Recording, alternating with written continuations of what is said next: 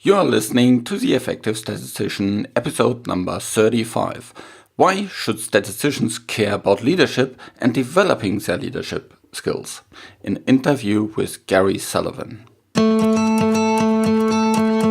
Welcome to another episode of The Effective Statistician with Alexander Schacht and Benjamin Pieske, the weekly podcast for statisticians in the health sector designed to improve your leadership skills. And today is really about that. Widen your business acumen and enhance your efficiency. We are creating an online course for improving your leadership skills, and this episode serves as kind of a first intro into this. And you can develop your leadership skills with this course as a statistician, even if you have no direct reports. So register your interest for such a course on the homepage of The Effective Statistician at theeffectivestatistician.com/course. So in today's episode, we'll chat about actually what is leadership and why should technical statisticians worry about their leadership skills and developing their leadership skills. So if you're not really sure about why and what, then keep on this episode. Also, we will talk about different dimensions of leadership, mindset of a leadership, and how you can develop your leadership skills.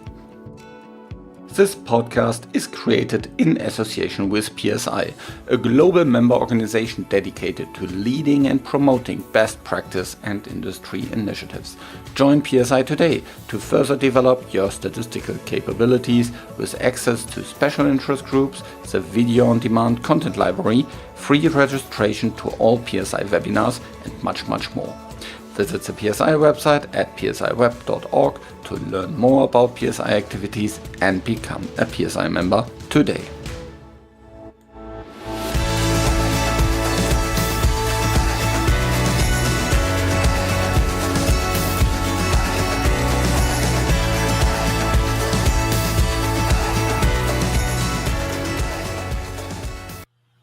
Hello, this is another episode of The Effective Statistician. Today we are talking about leadership, and this will be actually the first episode in a series of episodes about leadership.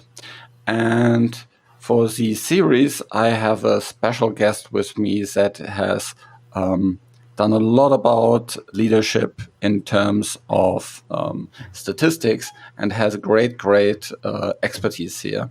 And so I welcome Gary Sullivan. Hi, Gary. How are you doing? Hi, Alexander. I'm doing great. It's great to be with you. Always enjoy talking about leadership. Yep. Very, very good. So as we are recording this, it's actually summer. And here in Germany, where I'm located, it's just started to rain, which is really great because it's completely dry here. But maybe you hear a little bit of rain in the background. But that shouldn't kind of distort us from speaking about leadership today. So, Gary, you have been in statistics for quite some time. Can you speak a little bit how you first got in touch with statistics and what has been your career within statistics that far?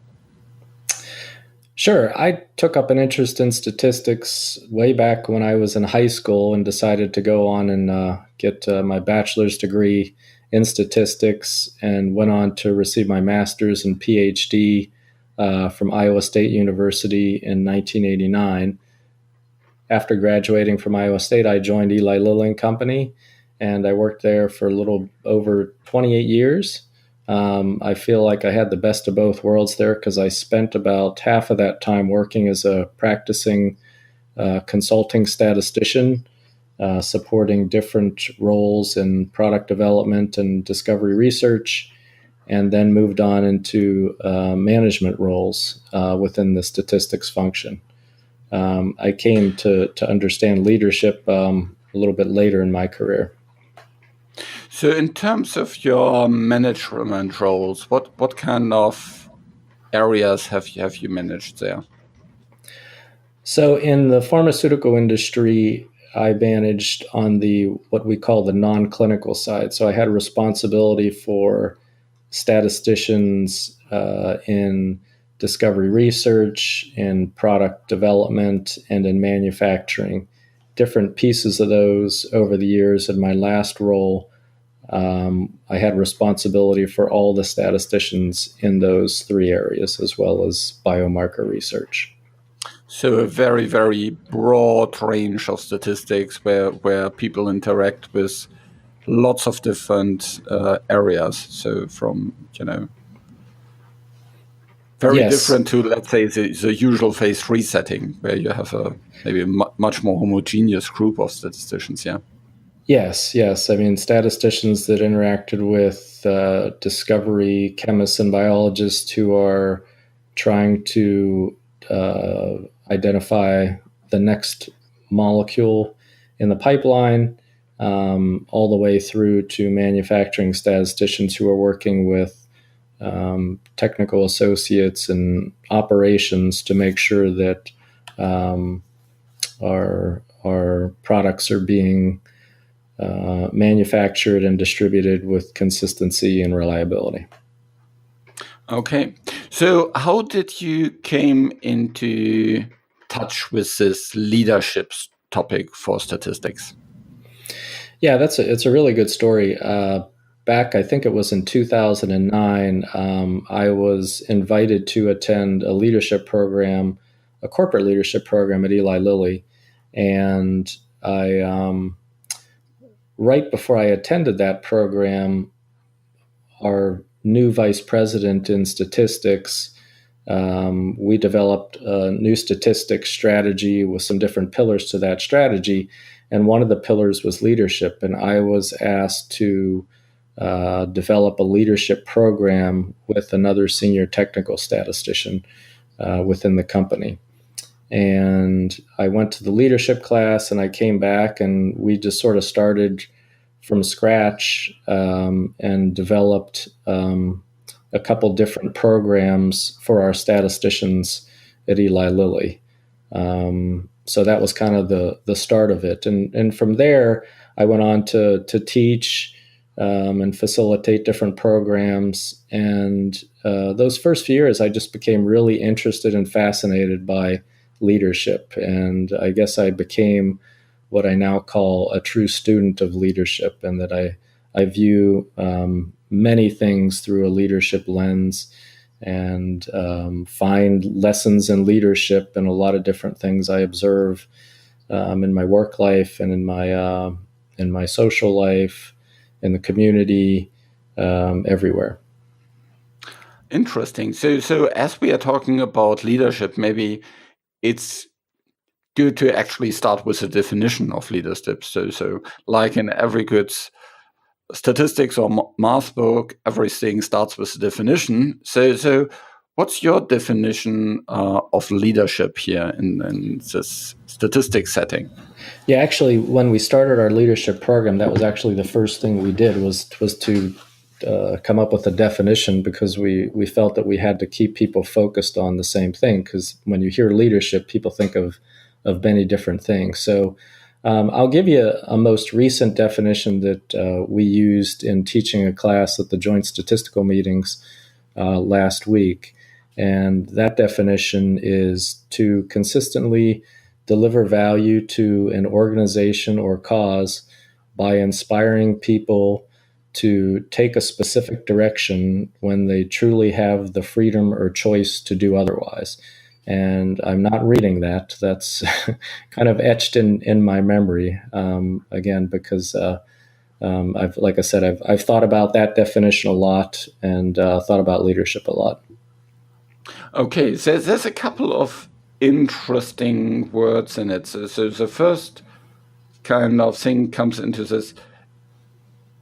It's about inspiring, and it's about that people follow when they have the true choice to do something different. What do you mean by the second one? Can you give an example of what would then not be leadership? Yeah, so one of the things that we tend to get into a discussion about when I provide training on leadership is the difference between leadership and management. And if that's something you haven't thought about, I think it's something worth considering. If you think about management, typically it's about managing resources, coordinating activities. There's even some things I've read where they use the word controlling. And when you think about leadership, if you ask people to talk about leadership, they'll talk about words like influence and courage and strategic thinking and vision. And so the two are very different. So in management, when you talk about someone that has authority, in a sense, the people beneath them maybe feel obliged to simply follow their direction. And over time, as a leader, you need to actually convince people rather than tell people. Yes, whether you have authority over them or not. I mean, we can get into sort of some different sort of aspects of leadership. Sort of sticking with the leadership management thing. So, in a management role, you do have the authority sometimes to tell people maybe what to do, when to do it. But in the 21st century employee, especially those in statistical roles or in other technical type roles, they're going to be motivated by wanting to be creative, wanting to be challenged, wanting to master certain things, wanting to contribute at a high level. And you need to meet those needs as well. Otherwise, if you're just simply telling them what to do, they lose interest. They become demotivated. They become less productive. So I think there is, in being a leader, it's something beyond being a manager, that you do have to, in addition to having authority over them, you need to find ways to inspire them so that they can both meet the goals and objectives of the organization that they're working for, but also that they themselves are motivated and feel challenged and feel like they're advancing technically, that they're impacting the organization. So I think that's why the inspire part and is an important part of being a leader, whether you have authority or whether you don't have authority. Okay. And so it's a lot about inspiring and influencing others. So, and if you think about, a statistician in day-to-day work, who is he inspiring? Who is he leading? Yeah, so I guess there's a couple different types of statisticians. When we think of leadership, we probably immediately think of people in roles where they have responsibilities over people. So in the last half of my career, I was leading other statisticians and trying to inspire them, and not in a day-to-day type of sense, but trying to identify the things that keep them motivated and challenged. Now, on the other hand, most statisticians, they're working as technical contributors. They may have supervisory responsibilities or they may not. And so they need to inspire those around them. Maybe they would be colleagues, scientific colleagues, people they're working with on teams, project management type folks, or decision makers. And they're inspiring them perhaps to adopt a certain approach toward a statistical design or buy into a certain type of analysis. So in those ways, they have to inspire fellow team members, colleagues, collaborators to make those certain choices that they have the freedom to make or not. So in that way, both types of roles, whether you're in a management type role or whether you're in a technical contributor type role, both roles have to inspire those around them in order to deliver value. Okay, so it's really a topic for everybody, for every statistician, because kind of we all work not in isolation just for ourselves. We all work in teams, in cross-functional teams.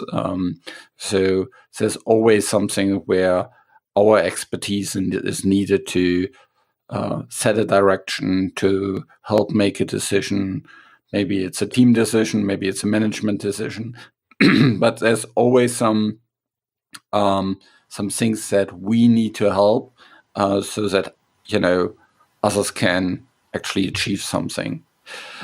That's right. So, I was going to say several years ago, I think Bob Rodriguez, when he was the president of the ASA, was quoted as saying, "As statisticians, our job is to get people to act on our ideas and adopt our methods, whatever the appropriate method might be. And in order to do that, that requires influence, and influence is a large part of leadership." Okay. So if that is so important for people, if you think of a statistician that wouldn't have these kind of leadership skills, the influencing, how would you call such a statistician? Well, I think a statistician can still they can still certainly feel challenged and add value without leadership. I think of a consulting statistician in the purest sense, where, and this is probably, I had experiences like this earlier in my career. Would someone come and ask me if I could design an experiment for them or analyze some data? And you can do that, and you can help provide them with what they need and help advance a cause. But in order to, if you think about things from a standpoint of wanting to advance whatever field you're working in, whether it's advancing the science or advancing the production in an area, or advancing just the flow of information or insights, the field of statistics is constantly changing. There are constantly new methods, new ideas, new ways of doing things that are brought about through, again, advances in science, advances in technology. And so as a statistician, in a sense, by trying to convince people to use the best appropriate methods, it requires leadership. It requires influence. And there's more to it than that, but I guess that's sort of a simple way of describing maybe the passive statistician who just provides what they're asked to do, and the active statistician or the statistical leader who maybe provides what they're asked to do, but then looks for wanting to understand the bigger question and maybe how they could do it better, or what they might be able to contribute to do it more efficiently. Okay, so an example would be, a colleague from another function comes to you with, data and says, okay, could you please analyze this data here for me? And I need a p-value based on a chi-square test here. Just do it, and the passive statistician would just run the software, give him the p-value, job done. Whereas the more leadership person would take it, try to understand the data, and maybe come up with a different solution, a more powerful solution to come to the answer, and would then try to convince the other person that that is actually a better approach than just a very simple test that maybe that person is coming up with. Yeah. Yes. It could be that, or it might even be the person when they come to them with a data set, sort of digging a little deeper and saying, okay, what problem are you trying to solve, or what question is someone asking you, and what bigger question are they trying to answer? So it's maybe inserting yourself a little bit more to gain a deeper understanding of the bigger problem or the bigger picture, and then you may find that, well, yeah, this data set is good, but maybe we can leverage other data, or maybe you're not asking the right question, or maybe we need to go about this in a different type of way. So I think those are some of the qualities, or at least the beginnings of a statistical leader, to want to dig deeper and understand the question beyond the question. Okay. So that already points us into a little bit kind of the benefits of the statistician, of developing leadership skills. Could you expand a little bit more on this topic? So why should a technical statistician at the beginning come out of this maybe passive mode and develop more these leadership skills? Yeah, that's a really good question, because I think some statisticians may look at it as, well, this is how I was trained, this is the job, this is what I'm asked to do.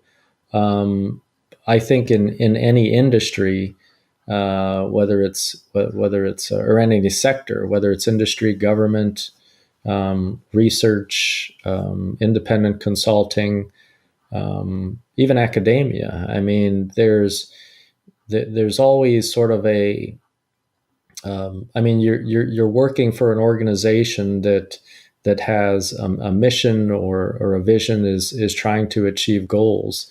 And as a member of that organization, you want to do the best that you can to help the organization achieve those goals. So at the highest level, you want to look for ways to more efficiently deliver on those goals, to deliver value, to be more efficient, to be more productive. And so I think there's a notion of always want to think about a better way to do things, a way to bring greater value to the cause that you're a part of. And if you want to do that, then that's about wanting to innovate, wanting to identify new methods, wanting to come up with new ideas, and constantly improve upon the way that things are being done, or at least think about improving upon the way that things are done.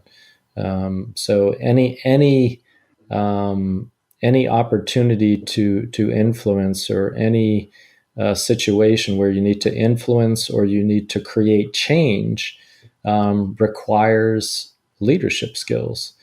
And I think that's the reason that many statisticians are pursuing more leadership skills, and for those that aren't, why they should think about doing it.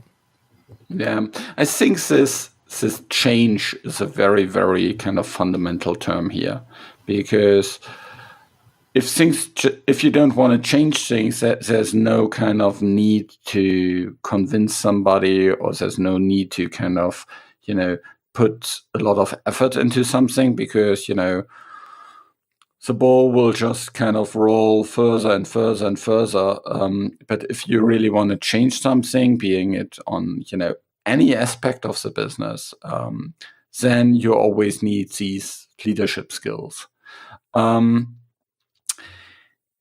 So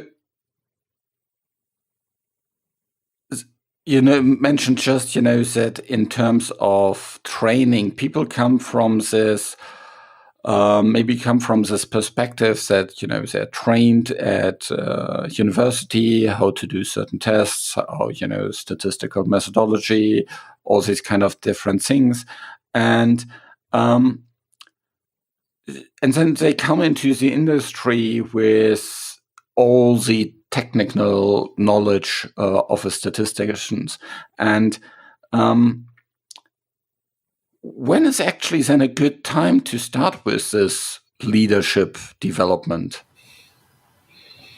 Yeah, that's another really good question. I've gone, I think, back and forth on that, and I think the there's probably no time that's too early, and I think it depends on how much. The question is how much time to spend on it. I think my thinking these days is that even in graduate school or in universities, statisticians should be at least provided some understanding of what leadership is and why it's important. So they should never sort of lose sight of it. Now, I think when someone first starts in a professional role, they should spend the majority of their time just learning what their responsibilities are and figuring out how to do their job and just to deliver value in a way that they're expected to.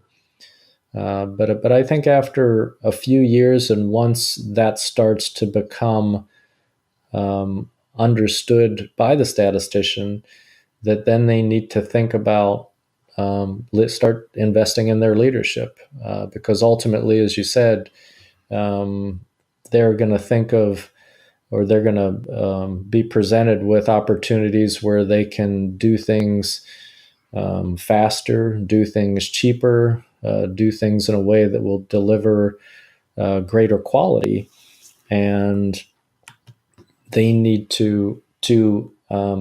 they're going to want to do that. And in order to do that, they're going to need to convince other people that they need to do things differently.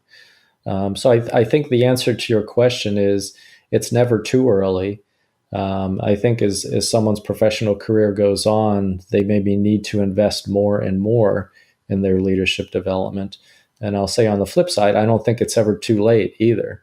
I think sometimes people, in mid-career may run into a bit of a wall or feel like they're at a crossroads or feel like, okay, I've done all the things that I expected I could do, and maybe they're starting to feel bored or not challenged.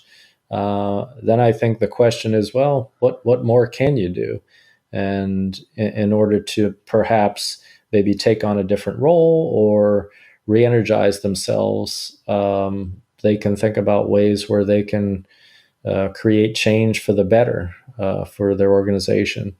And that's, again, where leadership would come in. So I think even, whether it's as early as graduate school or as late as 15 to 20 years into their career or, places in between, that people can and should invest in their leadership. Yeah, I think when I look across the different people, the different colleagues, also, just beyond the my company, I see that those people where I have the feeling they have very good leadership skills, they just get things done much, much easier. Because they can work much better with other people. They can, get things across much easier. So if you have all these influencing skills and these things that, are the foundations of good leadership, which we'll talk about in future episodes, if you have all these, everything will be much easier for you. So you can get much more done in fewer time with less problems. So I think all these leadership skills are kind of they put a kind of supercharge your day-to-day life. Whereas if you don't have them, you run into barriers again and again and again. And as you say, maybe at a certain point, your career might plateau and you might even get bored because, there's no change anymore and you don't see any kind of further possibility to grow. Yeah, I agree. Maybe except with the part of it becomes easier for people. I think people that are strong leaders, strong statistical leaders, they may disagree and say that, well, it's never easy, but it's challenging. And they certainly have the tools and the skills to create change. Whereas in some situations, some people may not even have those tools or not even see those opportunities and may not even want to engage in trying to create a change. I don't know that it's ever easy, but I think it makes it challenging and interesting and more rewarding. And those are probably the things that motivate most statisticians to want to keep not just developing their technical skills, but developing their leadership skills so they can continue to impart change and create impact and grow as a not just a statistician, but a business professional, a scientist, a researcher, whatever field they're in. Yeah. Okay, very good. That was a great kind of introduction into leadership and what it means.